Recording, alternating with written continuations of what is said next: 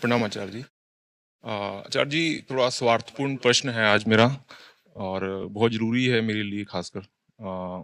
और अभी मेरे घर की स्थिति थोड़ी ज़्यादा खराब चल रही है। गृह क्लेश प्लस दाम्पत्य जीवन में मेरी स्थिति इतनी ज़्यादा खराब है कि मैं डाइवोर्स की स्थिति तक मैं आ गया हूँ। मेरे घर में ये स्थिति है कि मैं 8 महीने से अपनी वाइफ़ से नहीं मिला हूँ। छोटा बच्चा है, वो भी रह रहा है वाइफ़ के साथ में। और मदर की स्थिति ये है कि वो उनको लेना नहीं चाहती हैं। और मैं तो सबके साथ एडजस्ट कर सकता हूँ, करना भी चाह रहा हूँ, क्योंकि मुझे अपने चेतना का स्तर बढ़ाना है। इस स्थिति में मैं आ रहा हूँ, कुछ तरक्की हो रही है अध्यात्म की ओर, तो मैं रुकना नहीं चाहता, मैं आगे ही बढ़ना चाहता हूँ, बट मेरे टांग खींचे जा रहे हैं दोनों तरफ से। मैं कुछ कर नहीं पाता, पारिवारिक रूप से मैं बहुत परेशान हो गया हूँ। अब ये स्थिति आ गई है कि लीगल हर्डल भी आ गया, आने वाला है, मुझे ऐसा महसूस हो रहा है। तो मैं कैसे बढ़ पाऊंगा, मुझे ये समझ में नहीं आ रहा है। आपके सारी शिक्षाओं से मैं आगे बढ़ रहा हूँ, बट वो कुछ रुकावट सी होती है कि मैं बार बार फिर पीछे खिसक जा रहा हूँ बार बार। मुझे पता है इस प्रश्न पे आपने काफी बार बोला है, मैंने सारी चीजें सुन के आया हूँ साहब, लेकिन मेरी स्थिति बड़ी अभी गंभीर बनी हुई है। मैं क्या करूँ? अभी मेरा रिसेंटली प्रमोशन भी हुआ है, बट मुझे कोई खुशी नहीं है, क्योंकि घर में स्थिति ये बनी हुई है अभी। आगे बढ़ पाऊंगा माने क्या? आगे बढ़ना सर, मैं कुछ समझ में नहीं आ रहा कि मैं करूं क्या। क्यों क्यों नहीं समझ में आ रहा? अभी जो चल रहा है उसमें समस्या क्या है? कोई समस्या नहीं है सर, तो मैं तो फिर इसको फिर छोड़ना ही नहीं चाहता बिल्कुल भी, हाँ, बट इसको कुछ नहीं छोड़ना चाहता हूँ मैं, आपको भी नहीं तो छोड़ना समस्या चाहता क्या हूँ। है? समस्या सर, परिवार में इस तरह से कलेश बना रहा तो मैं आगे कैसे कलेश बढ़ूं? कहाँ है? आप तो वो तो अलग रहती हैं आपसे, ये सर। तो और कलेश कहाँ है? कलेश तो खत्म हो गया।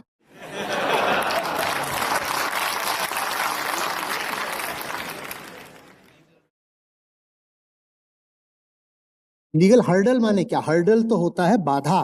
जी माने सर। मैं कुछ करना चाहता हूँ, कुछ कामना है, उसकी राह में जो बाधा होती है उसको हर्डल बोलते हैं। जब आपका सब ठीक चल रहा है तो आपकी कामना क्या है?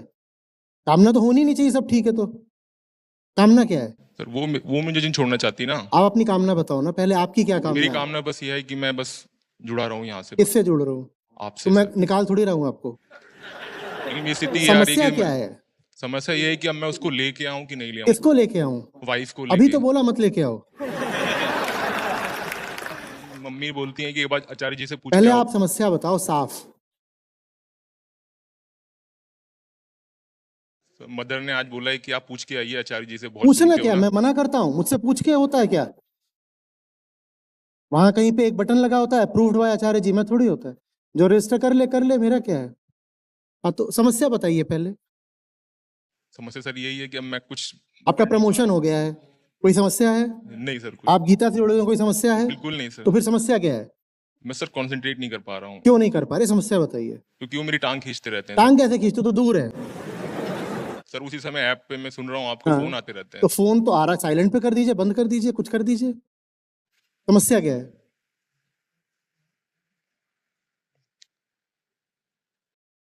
जब तक समस्या बताओगे नहीं ईमानदारी से, तब तक बात बनेगी नहीं। कुछ फंसा हुआ है सर, कुछ समझ में नहीं आ रहा। ऐसे बोल रहे हो जैसे जानते ही नहीं क्या फंसा हुआ है। 8 महीने से सेक्स नहीं मिला होगा, और क्या है?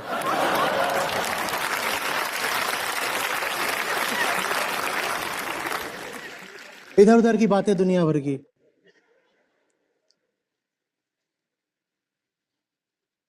यही नहीं सर, ऐसा नहीं। तो फिर रोमांटिक मीठी मीठी बातें नहीं करी 8 महीने से? सर छोटा बच्चा है, उसको भी देखना है, इसलिए छोटा बच्चा कहाँ है? वाइफ के साथ तो में। माँ के साथ है, खुश है, आपको क्या समस्या है? साफ साफ समस्या बताइए, नहीं तो बात नहीं बनेगी। बस मैं सर आगे क्या करूं, मुझे ये समझ। आगे क्या करे? चल तो रहा जो चल रहा है। ऑफिस जाते हैं, वापस आते हैं, दौड़ो, पिक्चर देखो, मौज करो, रात में सेशन करो। समस्या क्या है? शायद मैं खुद ही समस्या बन गया हूँ नहीं शायद। नहीं नहीं नहीं नहीं, दार्शनिक नहीं मामला, क्योंकि सर कई बार व्यवहारिक रखिए। समस्या क्या है? सर मैंने सोचा है कि कुछ नई साइड हट जाऊं तो फिर सारी साइड हट समस्या। जाऊं मैंने क्या? प्रतीकों में बात मत करिए, व्यवहारिक समस्या बताइए। आपका पूरा दिन रहता है, उसमें समस्या कहां पर आ रही है? यादें आती हैं हाँ सर, ये है। तो बोल क्यों नहीं रहे हो? गंदे गंदे गाने सुनते हो ना? हम्म मोहब्बत भी जरूरी थी, बिछड़ना भी जरूरी था। मगर भटके तो याद आया, भटकना भी जरूरी था। सुनते हो? बता क्यों नहीं रहे हो? सर फिलहाल तो सर आपके जो एपी सजेस्टेड सॉन्ग है यूट्यूब पे वही सुनता हूँ मैं तो। अब तुम उसमें भी कुछ निकाल लेते होगे। तेरा मेरा प्यार अमर, फिर क्यों मुझको लगता है डर। मैं तो हम और आत्मा की बात कर रहा हूं, आप वहां कोई और बात कर रहे हो। ये गुलाबी समस्याओं का कोई समाधान नहीं होता है। वो मुझे याद आती है, उसकी छुप छुप के तस्वीरें देखता हूँ, वो गाने सुनता हूँ, इसका कोई समाधान नहीं होता है। कुछ नहीं हो सकता इसका। सुन लिया करो गाने, इसका यही है। कोशिश की सर मैंने, उसको काफी बुक्स भी दी है पढ़ने के लिए, मैंने कहा फिर कुछ। उसकी तरफ वो चली गई है। अब क्या बुक्स दे भेज।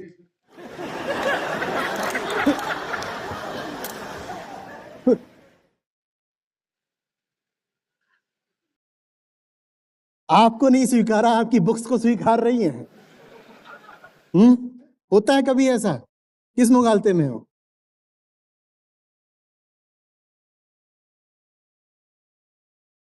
फिल्मी बातें, वही पूरा का पूरा लोक धर्म भी क्या है? Pleasant experiences, the romance of लोक धर्म।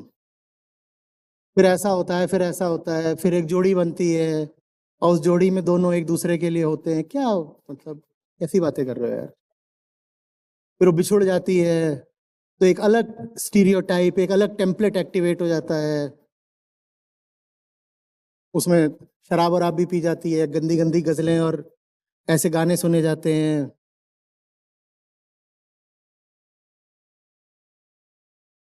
इसका क्या समाधान देगा? तुम्हें अपनी जिंदगी खराब करनी है, समय नष्ट करना है तो कर लो।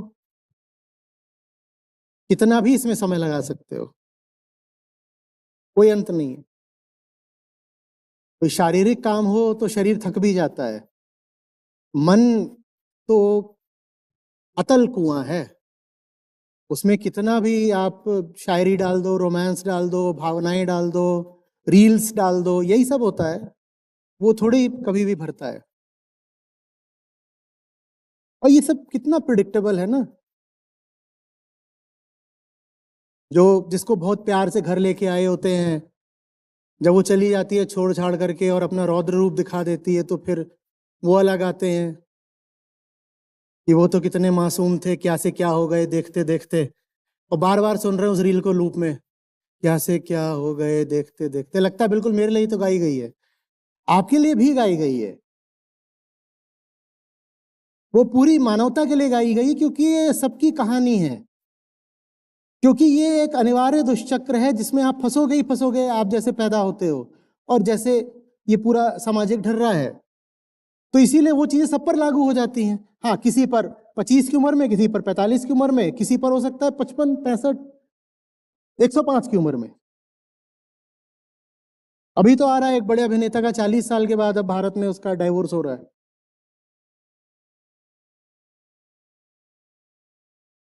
मुझे मुंह लटकाने की क्या बात है? सबके साथ होना ही था, तुम्हारे साथ भी हो रहा, तो मौत जैसी चीज है तो होनी है, इसमें क्या परेशान हो रहे हो? और परेशान हो सकते हो कितना भी, होना है तो हो लो। चुनाव की बात है कि कितना परेशान होना है, पर ये होना सबके साथ है।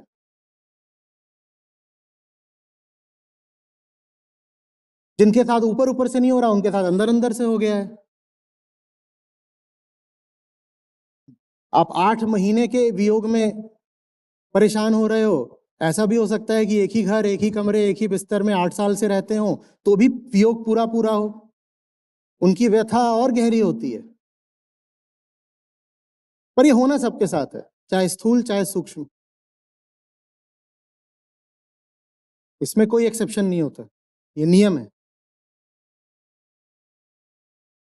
अब ये होने के बाद चाहे तो शायरी सुनो, चाहे तो गीता सुनो, वो आपका चुनाव है।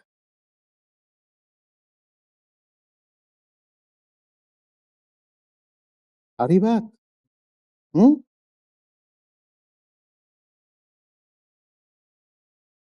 अच्छे काम में जिंदगी में डूबने का यही फायदा होता है।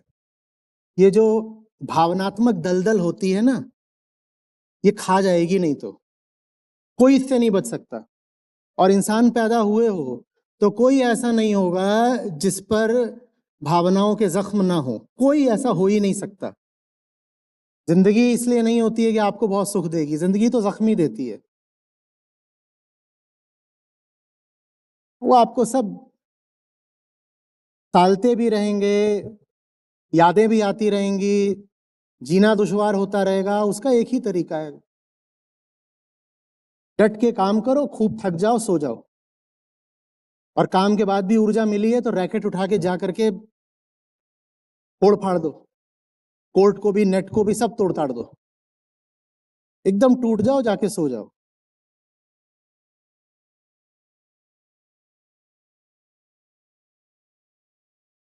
बाकी मजनू बनने का अलग मजा है, वो लुत्फ उठाना है तो उठाओ।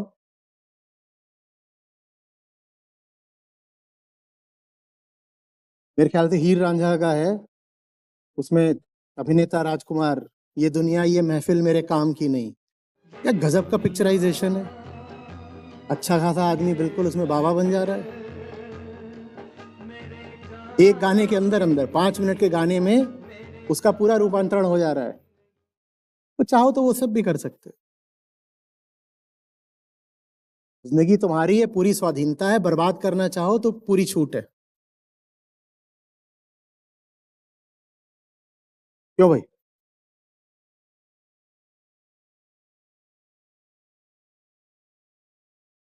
और ये मसले सबके साथ होते हैं, जो बोले नहीं है मक्कार। हमें कैसे पता ये सब रील सुनी जाती हैं?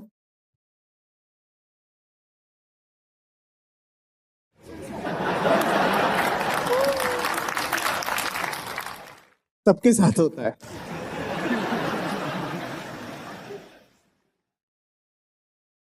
Thank you so much. Acharya ji प्रणाम। आचार्य जी, मुझे कोई समस्या नहीं है। और मुझे इसी बात से समस्या है। मैं लगभग आपको 3 साल से सुन रहा हूँ। बदलाव बहुत है, मैं खुश बहुत हूँ, अब आत्मविश्वास बहुत है, मैं खेल रहा हूँ, कूद रहा हूँ, मतलब मैं मन का काम भी कर रहा हूँ आचार्य जी, खुशी बहुत है। बस मैं जैसे अभी मुझे प्रमोशन मिला आचार्य जी, तो मैंने उसे डिनॉय कर दिया कि मुझे घर से दूर जाना है, क्योंकि अभी मेरा सब बंधा हुआ है, मेरे शेड्यूल बंधे हुए हैं। मैं आपको सुनता हूँ, सुबह खेलता हूँ, लेखन करता हूँ, म्यूजिक मैं जा रहा हूँ आचार्य जी, ऑर्केस्ट्रा वगैरह भी करता हूँ। अच्छी जॉब है, सब बहुत अच्छा है आचार्य जी। मुझे ऐसा लगता है मैं मुक्ति में जी रहा हूँ, मैं मोक्ष में जी रहा हूँ। पर आचार्य जी बस मेरी एक दुविधा है कि मुझे ऐसा लगता है कि इससे क्या मेरी प्रगति रुक रही है, मैं कोई लक्ष्य नहीं बना पा रहा हूँ।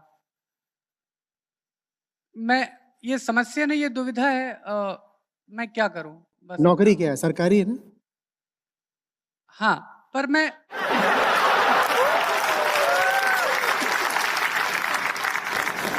आचार्य जी, मैं आपका शिष्य हूं और मैं बहुत मेहनत करता हूं आचार्य जी।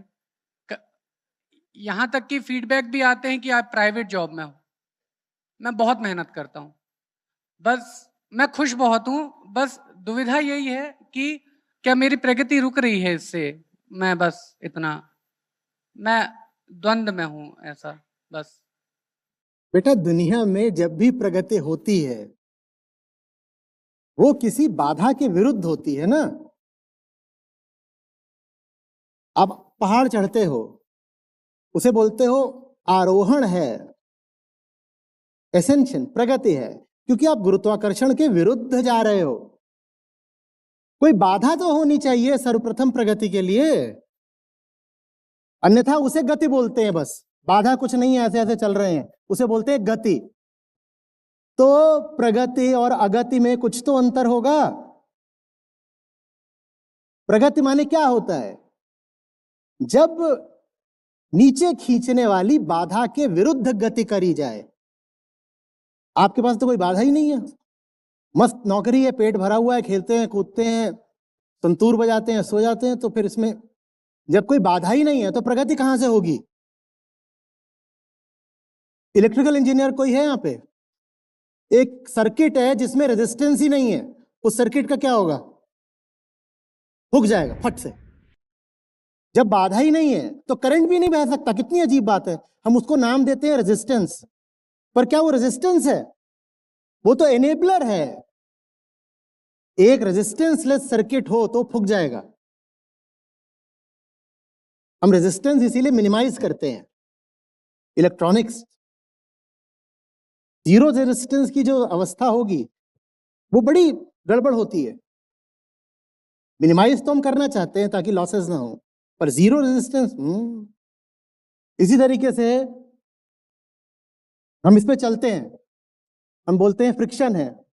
हाँ, फ्रिक्शन तो गड़बड़ चीज है, पर फ्रिक्शन ना हो तो मैं गिर पड़ूंगा। फ्रिक्शन ना हो तो आप खड़े क्या, आप बैठे भी नहीं रह सकते, आप गिर जाओगे, सोफे से भी गिर जाओगे बैठे बैठे। बाधा कहाँ है? बाधा तो होनी चाहिए, तब तो प्रगति होगी। जीवन में जब आपने अभी तक कोई बाधा ही नहीं चुनी, कहीं आपने कोई ऐसा लक्ष्य ही नहीं चुना जो पाने लायक हो, सीधे कहूं तो आप अभी तक अपना दुश्मन ही चिन्हित नहीं कर पा रहे, तो आपकी प्रगति कौन सी होगी? ऐसे ऐसे करिए, करिए, यही माइक पहन, माइक पकड़ के करिए ऐसे बार बार। ये देखो डंबल्स कर रहे हैं, बाइसेप्स बन जाएंगी। क्यों है? ऐसे ही तो कर रहे हो, ऐसे ही तो करते हैं सब। करो, माइक पकड़ के करो ना। बन गई? क्यों? क्यों नहीं बनी? कोई बाधा नहीं है। हाथ में बाधा पकड़नी पड़ती है, तब ऐसे करने से कुछ होता है यहाँ पे। लेकिन आचार्य जी, मुझे ऐसा लगता है कि मुझे यहीं तक आना था और बाधाएं मैं पार करके आया हूं, खूब संघर्ष किया, फिर मैं यहां तक आया। रिलेशन अच्छा, ये भी अच्छा, जितना मुझे चाहिए था उतना मिल रहा है। और मैं आपसे जुड़ा हुआ हूं और 3 साल हो रहे हैं आचार्य जी आपसे, और मुझे लगता है खुश हूं, बहुत खुश हूं। तो बस मतलब प्रगति, बस मुझे यहीं तक जाना है कि तो यहीं तक जाना है तो यहीं तक रहो, उसका कोई इलाज नहीं है। ये तो अपनी स्वेच्छा की बात है कि मैं अपने, अब कुआं मिल गया है, उसमें पानी भी है, छोटे मोटे कीड़े भी हैं, पेट भर जाता, सरकारी नौकरी है, मस्त है, क्या समस्या है? उसमें कुछ नहीं है। बस जितना वक्तव्य है तुम्हारा उसमें से एक छोटा सा वाक्यांश कट जाएगा। कट ये जाएगा कि मैं तो बड़ी से बड़ी चुनौतियां स्वीकार करके उनके विरुद्ध संघर्ष कर रहा हूं, तो मेरे साथ तो वही चल पाएंगे जो चुनौतियां उठाने को स्वीकार हो। बाकी सब तो मेरे लिए डेड वेट जैसे है ना। एक फाइटर प्लेन और एक कमर्शियल एयरलाइनर, दोनों के वजन में क्या अनुपात होता है? फाइटर प्लेन बहुत हल्का होता है, क्योंकि फाइटर प्लेन को युद्ध करना है, और कमर्शियल प्लेन को बस गृहस्थों को उठा करके उनकी कामना की जगह पर ले जाना है। फाइटर प्लेन डेड वेट लेके थोड़ी ही चल सकता है। मैं फाइटर प्लेन हूं, जो बॉम्ब बनने को तैयार हो, जो खुद ही एक्सप्लोड करने को तैयार हो, वो तो मेरे साथ नजर आएंगे। डेड वेट थोड़ी फाइटर प्लेन के साथ होता है।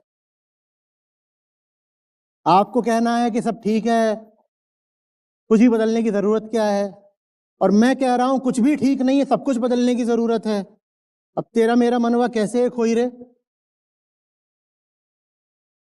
तुम कह रहे हो सब ठीक ही चल रहा है, मैं कह रहा हूं कुछ भी ठीक नहीं चल रहा है, तो हम दोनों एक साथ कैसे चलेंगे फिर?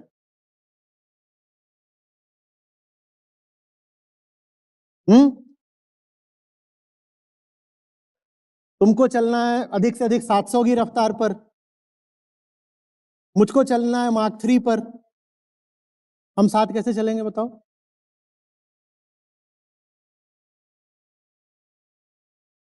पढ़ते हो दुनिया में क्या चल रहा है? सब ठीक है, मुझे यहीं तक आना था, आगे जाना नहीं है। पढ़ते हो दुनिया में क्या चल रहा है, या बस अपना पेट भर गया तो संतुष्ट हो?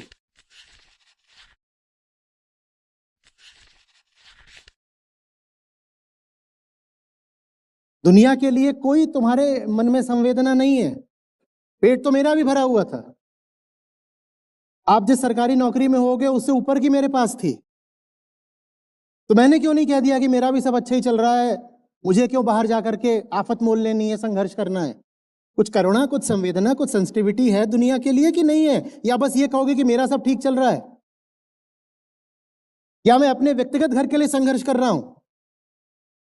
मेरे 4 छोटे छोटे बच्चे हैं, मुझे उनके लिए कुछ वसीयत विरासत छोड़ के जानी है, तो उनके लिए पैसा इकट्ठा कर रहा हूं। मैं ये जो कुछ कर रहा हूं किसके लिए कर रहा हूं?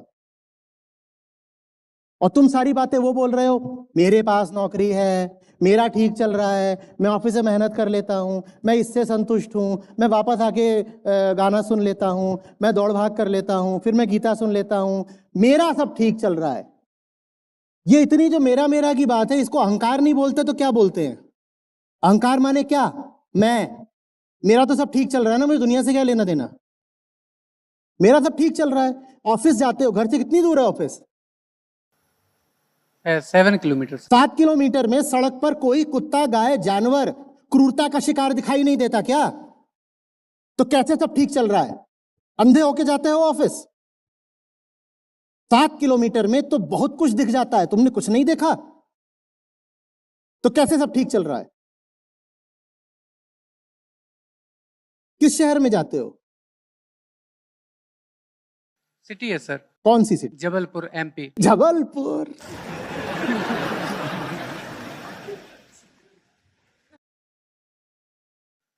आचार्य जी, मैं आपके साथ हूं, मैं हमेशा मेरे से। साथ नहीं हो। आचार्य जी, मेरे साथ हो, एहसान कर रहे हो जैसे मेरे साथ। मैं कैसे मेरे साथ हो लोगे? इतना सस्ता है? कैसे साथ हो? हर चीज में लोगों को हर चीज में कैसे साथ हो? तुम तो ऑफिस जाते हो, जॉब करते हो, वापस आते हो, खाना खाते हो, संगीत सुनते हो, व्यायाम करते हो, सो जाते हो, मेरे साथ कैसे हो? मेरे साथ कैसे हो बताओ?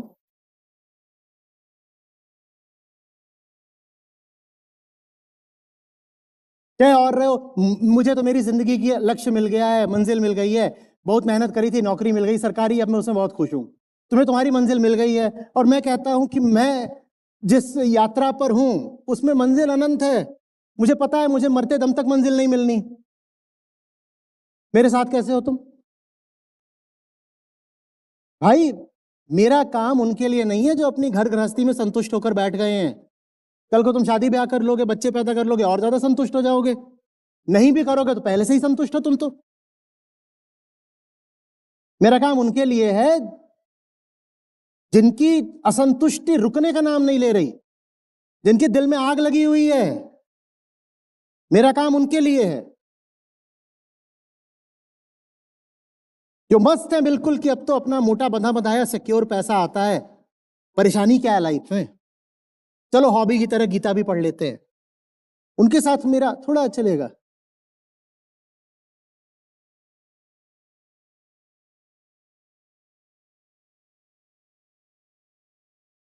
मुझे एक पल का चैन नहीं, और तुम्हें कहीं बेचैनी नहीं। तुम मेरे साथ कैसे हो बताओ? मैं तो अभी आधे घंटे का ब्रेक भी हुआ था, उसमें भी काम कर रहा था।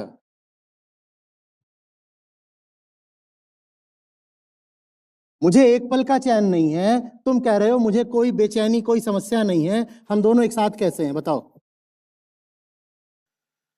यही जवाब लेने आया था आचार्य जी।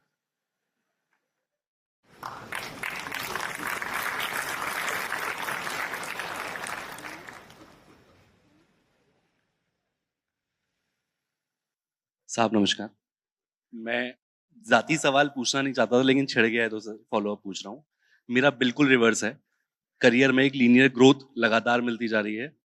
जैसे सोचा था कि इस पॉइंट पे इतने पैसे मिल जाएंगे तो ठीक रहेगा, इस पॉइंट पे इतने पैसे मिल जाएंगे, सब कुछ वो हो रहा है, लेकिन वो लगातार डिससेटिस्फैक्शन खाए जा रहा है, अंदर से खाए जा रहा है। और अब मैं बहुत ज़्यादा कॉन्शियस हो रहा हूँ कि अभी तक मैं जैसा हूँ, मैंने जैसे चीज़ें चूज करी थी उसकी वजह से मैं यहाँ पहुँच गया। अब मैं ऐसे ही रहते हुए अब अगला कुछ ऑप्शन चूज कर लूंगा तो और ज्यादा फंस जाऊंगा। तो रुक गया हूं, और रुक के अब बस खंगाल रहा हूं कि कौन सी ऐसी चीज है जहां पे बिल्कुल बिल्कुल अंदर तक जाया जा सकता है, लेकिन वो प्रोसेस बहुत स्लो चल रहा है।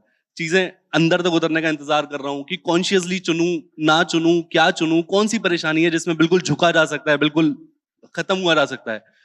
लेकिन इस सब के बीच में वो जो मतलब जो ऑफिस के जितने भी केपीआईज हैं, परफॉर्मेंस हैं, वो अपने आप स्लो होती जा रही हैं, क्योंकि मतलब मैं 100% निकल ही नहीं रहा है कि मतलब मैं दिल नहीं लगा पा रहा हूँ कि जो जरूरी है वो कर दूंगा, लेकिन उससे ज्यादा नहीं हो पाएगा।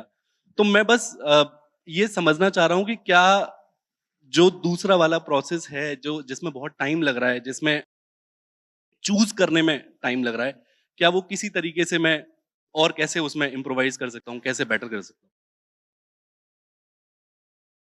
देखो, दो तरह के लोग होते हैं, एक झटका वाले, एक हलाल वाले। झटका वाले वो कि जिनमें दम होता है कि एक बार में ही जो चीज खत्म होनी चाहिए कर दिया। और दूसरे वो होते हैं जो कहते हैं कि धीरे धीरे धीरे धीरे स्लो ब्लड लेटिंग हो रही है, उसके बाद रिश्ता टूटेगा। तो ऐसे में जब कोई आके बोलता है कि आचार्य जी मुझे दिखाई देता है कि मेरी जॉब मीनिंगलेस है, काम में अब मन नहीं लगता और मेरे जितने केपीआईज हैं और परफॉर्मेंस मेट्रिक्स हैं वो सब डिप कर रहे हैं, तो मैं उनको कहता हूं बेटा उन्हें और तेजी से डिप करने दो ताकि तुम्हें वो जल्दी से निकाल दें, क्योंकि खुद तो तुम निकलने से रहे। झटका वाला तुम्हारा हिसाब है नहीं, तुम खुद कभी निकलोगे नहीं। तो तुम्हारे लिए अच्छा यही है कि तुम्हारा काम इतनी तेजी से खराब हो कि तुम्हारा बॉस ही तुमको फायर कर दे। अब थोड़ी गरिमा रहती तो अच्छा ही होता, खुद निकल गए होते, या थोड़ा साहस दिखाया होता तो अच्छा ही होता कि खुद कुछ अपने लिए एक नया जहान बना लिया होता काम का। वो बनाया नहीं। कई बार वो इसलिए भी होता है कि कोई विकल्प पता नहीं चल रहा होता है। तब अस्तित्व तो खुद ऐसी स्थितियां तैयार कर देता है कि आपका जो पुराना जहान है वो टूट जाए, डिसमेंटल हो जाए, क्योंकि आप उसमें मन नहीं लगा पाओगे, ध्यान नहीं दे पाओगे। तो फिर वो खुद ही आपको जो है इजेक्ट कर देगा, वो खुद ही आपको बाहर निकाल देगा। वो प्रक्रिया अगर चल पड़ी है तो उसको और गति लेने दीजिए, ताकि वो खुद ही आपको, हाँ जाओ भाई रुखसत कर दिया, जाइए आप जाइए। भगवान महावीर के साथ कुछ कुछ ऐसा ही हुआ था। वो निकलना चाहते थे, उनके घर वाले उनको निकलने नहीं दे रहे थे, और घर में स्थितियां भी कुछ बार बार ऐसी बन जाती थी कि उनका निकलना मुश्किल हो जाता था। कभी घर में किसी की मृत्यु हो गई, कभी कोई बीमार पड़ गया, कभी राज्य की कोई जिम्मेदारी आ गई, ये सब चल रहा था। तो जितनी बार बोले मुझे जाने दो मुझे जाने दो, तो घर वाले बोलते थे नहीं अभी तुम्हें नहीं जाना है, घर में ऐसी हालत हो गई है, देखो फलाने अब नहीं रहे तो उनका सब काम तुम्हें संभालना है, अभी तुम नहीं जा सकते, जिम्मेदारी। तो बेचारे जा ना पाए। तो वो घर में ऐसे अन्य मनस्क होकर रहने लगे, वो घर में रहते हुए भी ऐसे रहने लगे जैसे वो घर में है ही नहीं। तो फिर घर वालों ने एक दिन खुद ही हाथ जोड़ के उनसे कहा कि जा तो तुम चुके ही हो, अब चले ही जाओ, तुम्हें रोकने से कोई फायदा नहीं हुआ, क्योंकि तुम यहां होकर भी यहां के हो तो नहीं, जा तो तुम चुके हो तो अब चले ही जाओ। तो ये अस्तित्व की प्रक्रिया होती है आपको राहत देने की। सर वो बिल्कुल हर एक एस्पेक्ट में हो रहा है, वो सिर्फ ऑफिस में नहीं हो रहा है, वो घर में भी सेम हो रहा है कि आप बिल्कुल बुत बन के बैठे हुए हो वहां पे कि या तो आप खत्म कर लो फिर मैं अपना शुरू करूं। तो समय बचाना चाहते हो तो खुद ही जल्दी कर लो सक्रिय रूप से। समय अपनी ओर से नहीं भी बचाना चाहोगे तो फिर अब स्थितियां स्वयं ही ऐसी बनेंगी कि निकल तो जाओगे ही, हाँ समय बर्बाद होगा। जो काम अभी हो सकता है वो 4 साल बाद होगा।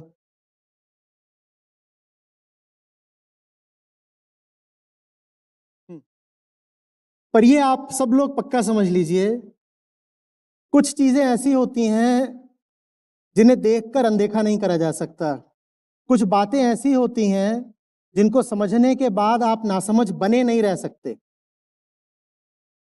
अगर मैं सफल हो पाया हूं गीता आपको समझाने में आंशिक रूप से भी, तो आप मुझसे भागकर भी चले जाओ, आप गीता को छोड़कर भी चले जाओ, आप चैन नहीं पाओगे, क्योंकि कुछ बात आपने समझ ली है। अपनी समझ पर खुद ही पर्दा कैसे डालोगे?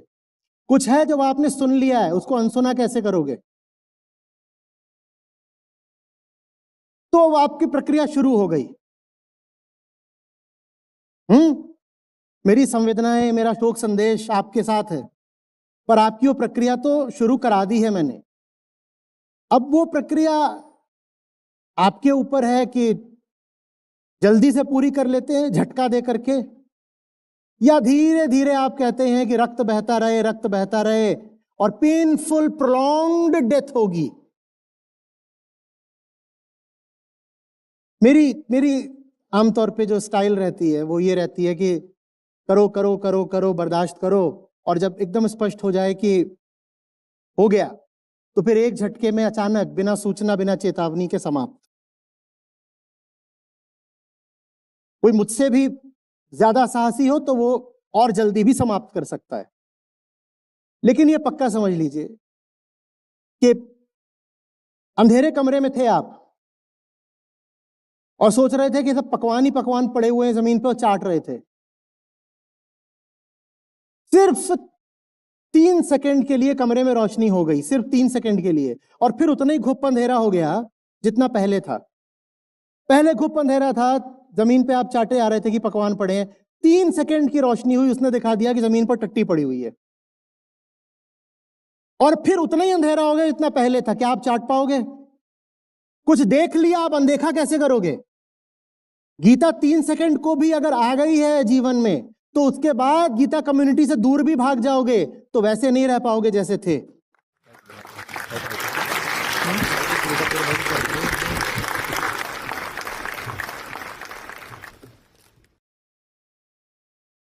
जल्दी ही कर लो। प्रणाम सर। सर, दुनिया में हमारे इंटरेक्शंस होते हैं तो उसमें लोगों के हिडन मोटिव्स होते हैं कई बार, तो वो हमें समझ नहीं आते वो किस मोटिव से बात कर रहे हैं। तो जब समझ नहीं आते, कई बार तो तत्काल समझ में आ जाते हैं, पर जब समझ नहीं आते तो वो मन में बार बार घूमती रहती है वो बात या उनकी बातें। तो सर, जानने समझने की जो प्रक्रिया है ये उस चीज़ का हिस्सा होता है या फिर कुछ मैं गलत समझ रहा हूँ इसमें? ये जो क्या स्ट्रेस पैदा समझ होती क्या रहे हैं आप? मतलब इससे स्ट्रेस पैदा होती है, इससे स्ट्रेस होती है क्योंकि वो कि सामने बातें वाले का पता नहीं क्या इरादा है। जी। हाँ, तो क्या पता क्या है? उसे ही नहीं पता उसका क्या इरादा है, आपको कैसे पता क्या इरादा है?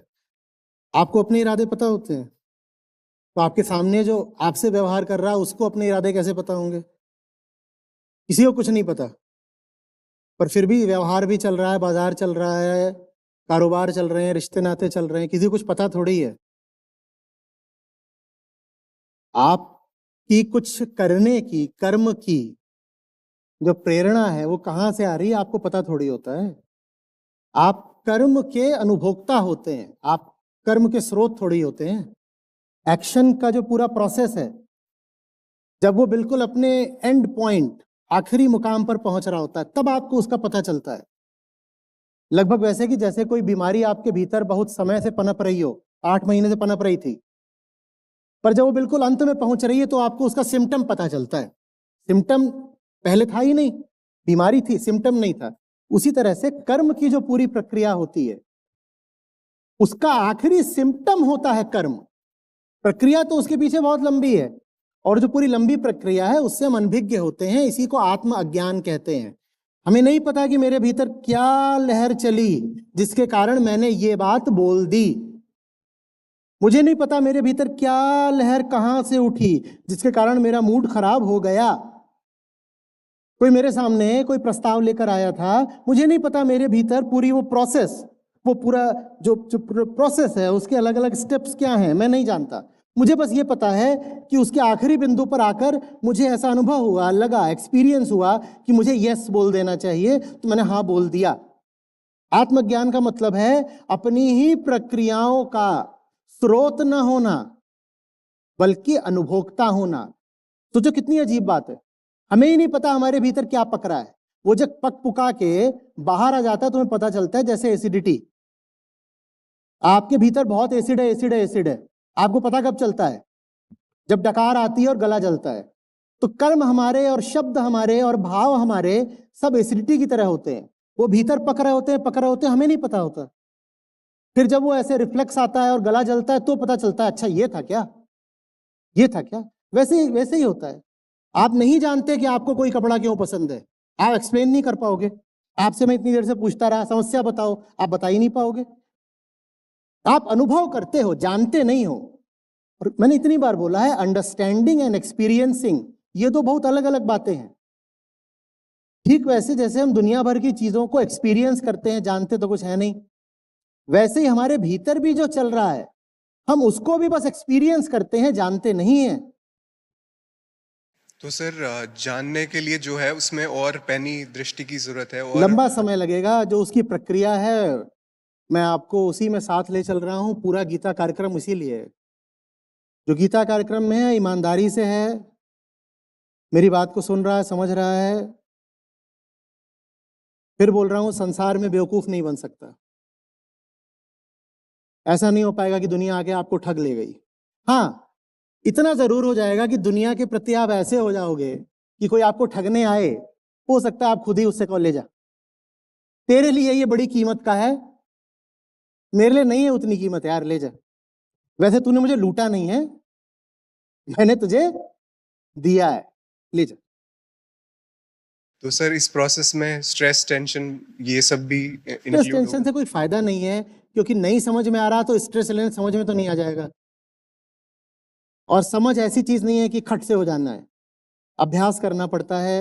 हर गीता सत्र आपकी समझ को पैनी करता है, एक कदम और आगे बढ़ाता है।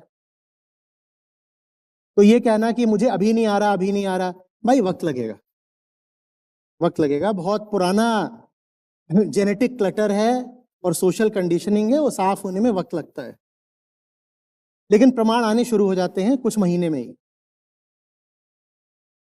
धन्यवाद सर। हम्म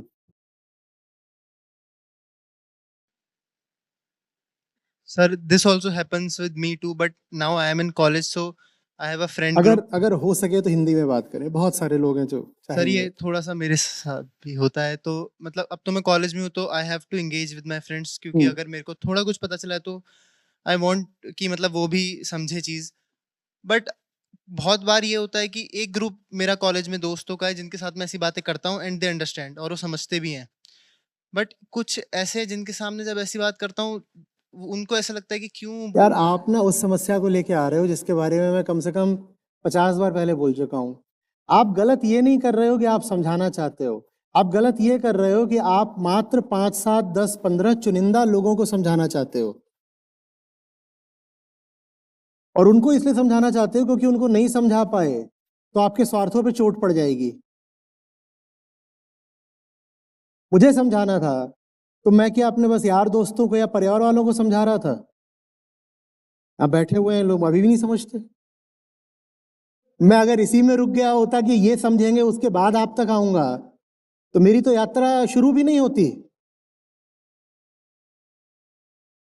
आप अपनी नीयत तो लेके आते हो, समझाना है समझाना है, पर वो समझाने का काम नेक नियति नहीं है, वहां पर डर है। उदाहरण के लिए मैं बहुत कोशिश कर रही हूं कि अपने पति को गीता से जोड़ दूं। इसमें डर भी है, डर ये है कि अगर उनको नहीं जोड़ा तो किसी दिन थप्पड़ मार के मेरा भी छुड़वा देंगे। बात समझ में आ रही है कि अकेले तो मैं वैसे भी नहीं चल पाऊंगी, तो इनको भी जोड़ देती हूं। तो ये 10-15 ही लोगों से क्यों बात करते हो? अच्छा एक बात बताओ, आप यहां बैठे हुए हो, मुझे लगता है भारत का हर राज्य अभी यहां पर मौजूद है, ठीक है ना? मैं कोई अपने घर, गांव, प्रांत, गांव, कस्बा कहीं जुड़ गया था क्या? कुछ लोग तो हो सकते हैं विदेश से भी आए हुए हो।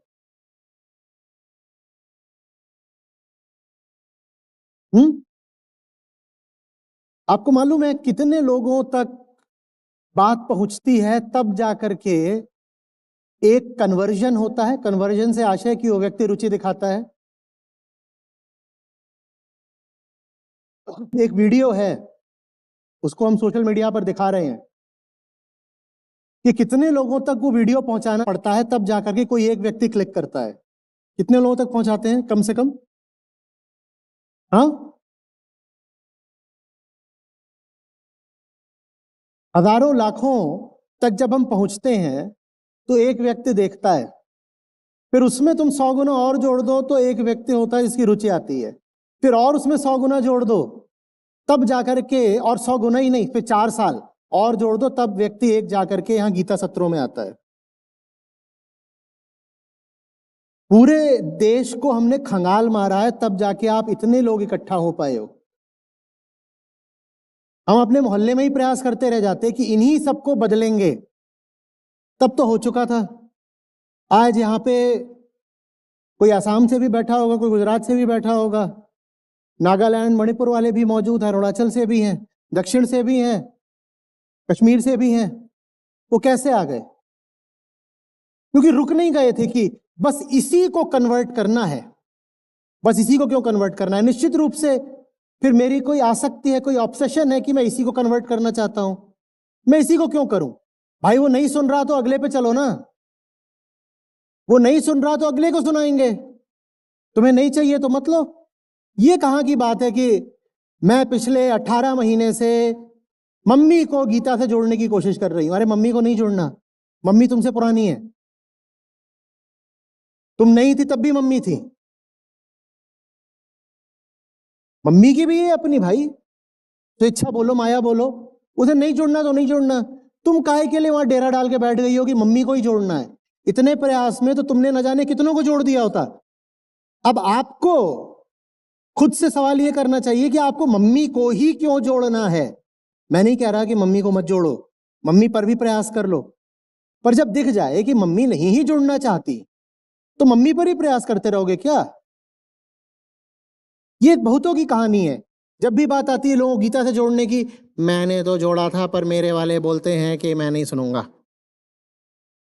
अरे तुमने गलत आदमियों को जोड़ा था, तुमने जोड़ा नहीं था, तुमने फोर्स फिटिंग करी थी।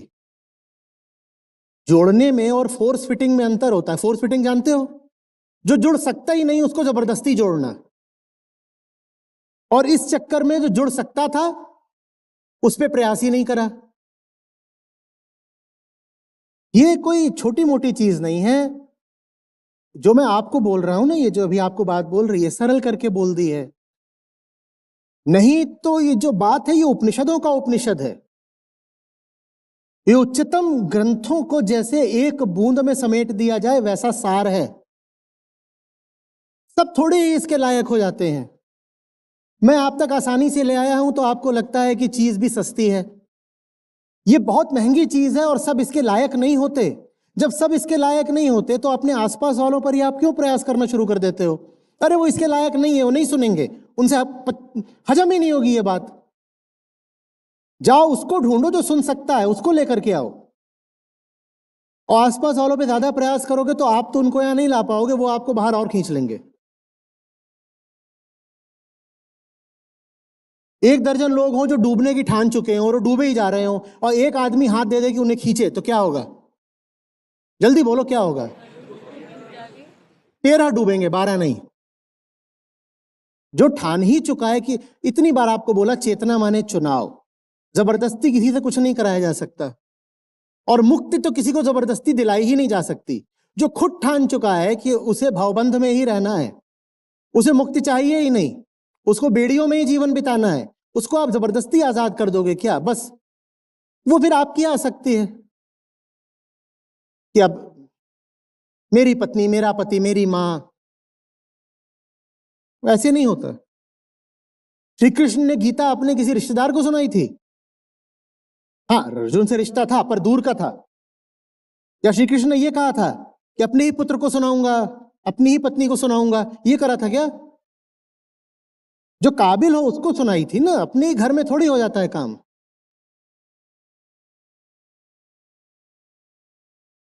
और अर्जुन को गीता मिल गई थी तो भाग के बड़े भैया के पास गए थे, भैया भैया रजिस्टर करो तुम भी।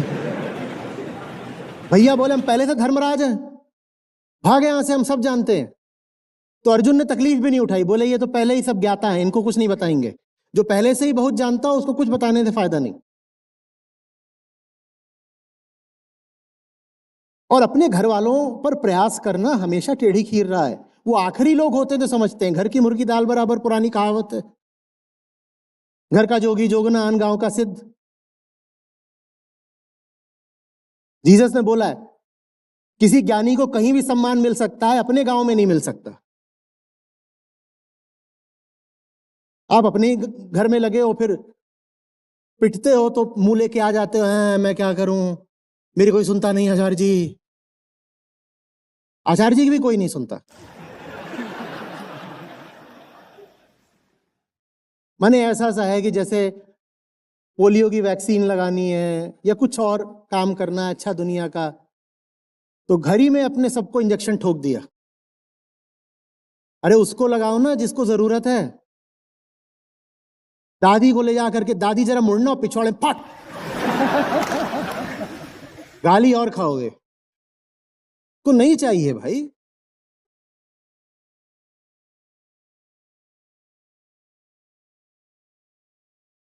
में आजाद उड़ना है, जिन्हें आजाद उड़ना है वो ऐसों के साथ कैसे चलने जिन्हें अपने पंख ही नहीं खोलने। और आप मुझे होंगे बहुत प्यारे, लेकिन आजादी मुझे किसी से भी ज्यादा प्यारी है। आपकी खातिर अपनी आजादी छोड़ूंगा। इन्होंने बोला इन्हें मुझसे ज्यादा प्यारा कोई और है। बेवफा बेवफा निकला तू। ठीक है, जिंदगी भर ये इल्जाम लगा है, आप भी लगा लो। आपने अपनी जिंदगी आज तक जी कैसी है, कि कैसे लोगों से आपने संबंध बनाए हैं जिनको आप गीता में ला ही नहीं सकते। सोचिए कितनी खौफनाक बात है कि आपका घर परिवार दोस्त यार दफ्तर व्यापार सब ऐसा है कि आप उन्हें कहीं भी ला सकते हो, उन्हें गीता में नहीं ला सकते। तो सोचो आपने जिंदगी कैसी जी है आज तक, और कैसों के साथ आपने रिश्ते बनाए, कैसों से आपकी यारी है, कैसा आपका व्यापार है, कैसा आपका प्यार है। ओ शेम शेम। अब क्या करें?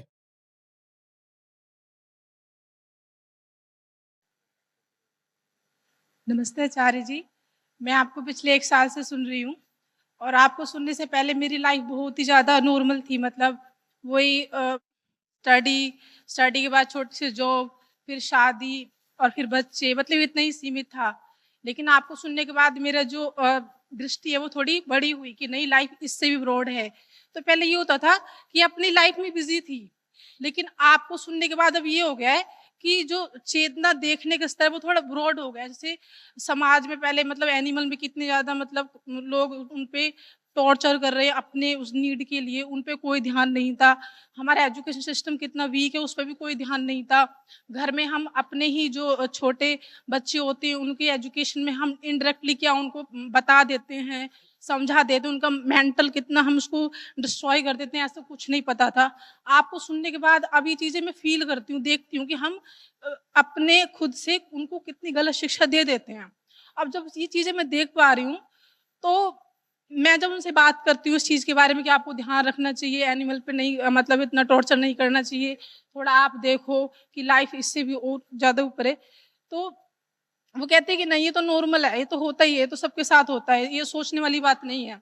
अब मैंने समझ लिया, मेरे साथ दुविधा ये है कि पहले नहीं समझा था, नॉर्मल था सब कुछ, लेकिन समझ लिया है ना, तो अपने ही अंदर रहता है कुछ मन में कि क्यों समझ लिया। कई बार मतलब गुस्सा भी आता है कि ना समझा होता, थोड़ा मतलब अंदर से होता सेटिस्फेक्शन कि नहीं समझा, ठीक था, लेकिन समझ लिया है। समझने के बाद उसको चेंज करने की इतनी अभी मतलब है नहीं, ना मैं बन पा रही हूँ, ना मेरे पास कुछ है कि मैं उसको चेंज कर दूं, और चेंज नहीं कर पा रही तो अंदर ही कुछ है कि मतलब इतने का टूट सा दम सा एकदम, मतलब कि अंदर से बहुत सैडनेस फील होती है ये सब देख के। पहले नहीं देखा तो कोई दिक्कत नहीं थी, अब देख लिया है तो ये है कि मतलब फंस ही गई हूँ मैं। आज लगता है क्यों ही देख लिया, क्योंकि चेंज तो कर सकती नहीं है, देख रहे हैं बस, पर देखने से होगा क्या। और मेन बात वो है कि जिन पे ये सब चीजें हो रही हैं, जिन पे वो जैसे जानवर है, बहुत ज्यादा लोग अत्याचार करते हैं, मिल्क से उनका मतलब मांस खाते हैं, ऐसी बहुत सारी चीजें हैं। तो जो लोग वो कर रहे हैं उनसे बात करो तो आप बोलते हैं कि उनसे बात करो जो समझने को तैयार है, मतलब पॉइंट ऑफ नो रिटर्न पे हैं वो लोग, उनसे बात करो, वो नहीं समझते इस चीज को। अब उनसे बात करो, वो तो समझते नहीं, लेकिन उनकी वजह से जो मतलब मासूम है उन पे हो रहा है सब कुछ, तो ये कैसे मैं करूं। आप भी वैसी शिकायत कर रही हैं बस। मैं क्या बताऊं आपको, आप समझा पाओगे या मैं समझा पाऊंगा? नहीं सर, आप मेरे पे बताओ कि मैं क्या करूं, क्योंकि मेरा मन इस चीज में बड़ा दुखी रहता है। अच्छा, अगर आप कोई समस्या देख रही हैं, आपको पता है मैं समझा पाऊंगा, आपके सामने कोई पेशेंट है, आपको पता है डॉक्टर इलाज कर लेगा, तो ये कितना मासूम सवाल है, मैं क्या करूं, क्या करो? ये सबने, मैंने जवाब ही नहीं दिया, ये पूरा ऑडिटोरियम जवाब दे रहा है। लेकिन सर जो वो कर रहे हैं उनसे बात करो, फिर मतलब वो तो है ही नहीं समझने की उसमें, फिर क्या करें? माने करनी खुद ही है बात। कुछ कुछ ए से सुनाई पड़ रहा है, अहंग। माने आचार्य जी ये क्या करते हैं, जो ये समझाते हो तो मैं ही समझा दूंगी, और जब मैं नहीं समझा पाती तो आचार्य जी से पूछूंगी कि मैं क्यों नहीं समझा पाई। सर मैं जब भी बात करती हूँ तो पहले आपको ही बीच में रखती हूँ कि हाँ, तो मुझे ही रखना पड़ेगा, और नहीं हाँ कोई सर तरीका वही है। करती हूँ। और कुछ नहीं कर सकते आप। जब मैं किसी से बात करती हूँ पहले आपको बीच में लेके आती हूँ कि हाँ ऐसे आचार्य जी हैं। हाँ, तो वही देखिए, ये दोनों ही तरीके चुनौती भरे हैं, लेकिन सफलता की संभावना ज्यादा इसी तरीके में है कि मेरे पास ले आइए। आप अपरिचित होते, अनजाने होते, मैं आपसे औपचारिकता निभाता तो मैं बोल देता कि नहीं नहीं, सबको अपने स्तर पे प्रयास करना चाहिए, करो करो। और आप यहाँ पर कई महीनों से, सालों से जुड़े हुए लोग हो, अपने लोग हो, इसीलिए जो बिल्कुल ठोस बात है वो साफ साफ बोल रहा हूं, मेरे पास ले आओगे तो काम हो जाएगा, अपने तल पे करोगे तो होगा नहीं। बस इतना है। मैक्सिम गोर्की का वक्तव्य था कि ऐसा हो कैसे सकता है कि एक आदमी पैदा हुआ है सिर्फ खाने के लिए, शादी करने के लिए, बच्चे पैदा करने के लिए, और फिर मर जाने के लिए। ऐसा हो कैसे सकता है? मैक्सिम गोर्की ने बहुत एकदम वंडर में ये बात सोची होगी कि ऐसा हो कैसे सकता है कि कोई इंसान पैदा हुआ है और उसने पूरी जिंदगी में यही किया, कुछ कमाया, खाना बनाया, खाना खाया, परिवार बसाया, नौकरी करी, बच्चे पैदा करे और मर गया। ऐसा कैसे हो सकता है? और मैं आपसे कह रहा हूं कि ये जो होता है ये तो शायद होता रहेगा, इसको शायद रोका नहीं जा सकता, ये जन्म लेने का दंड है। मैं आपको इसके अलावा कुछ दे सकता हूं, ये सब तो चलेगा, मैं आपको इसके अलावा कुछ दे सकता हूं, इसको शायद रोका नहीं जा सकता। जो पैदा हुआ है वो शायद कमाएगा, खाएगा, बच्चे पैदा करेगा, ये तो करेगा,